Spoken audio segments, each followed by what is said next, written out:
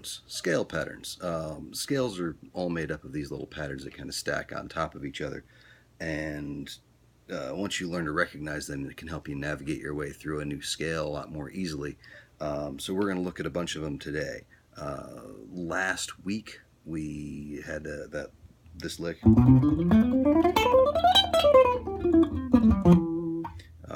Hopefully you're playing it better than I just did. Anyway, this little pattern,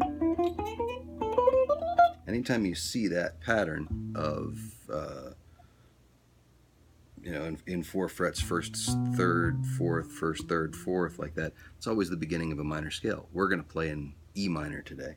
So we're going to start on the 5th fret on the 2nd string. That's an E, F sharp, G, A, B, C. So that's your first one, and I stuck this little tail on it to make it a little bit more musical again. So it's a lick you could use in a solo. It's a lick I use in a solo all the time. Next thing we're going to do is move it up a position. So we're still playing in the same key. You can do this. Doesn't really sound like much. We want to keep it in the same key. So now we're going to start on the 7th fret, 7, 8, 10, 7, 8, 10, and finish it off on the 8th fret. Then we're going to go up one more, 8, 10, 12, 8, 10, 12, finish it off on the 8th. Now things start to get a little bit weird. Those first 3 are nice because the patterns are the same on both strings. This one's a little bit different. Starts out the same as the first one. 10, 12, 13, 10, 12, but now because we're in E minor, we've got to have an F sharp. So the top note is going to be 14, and then we're going to end up back on that E. Those can be a little difficult to navigate. You can use either your 2nd finger or your 3rd finger for the middle notes. I tend to use my 3rd.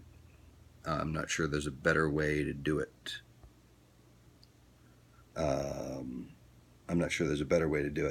So then the next one is going to be starting from the 12, 13, 14, 12, 14, 15,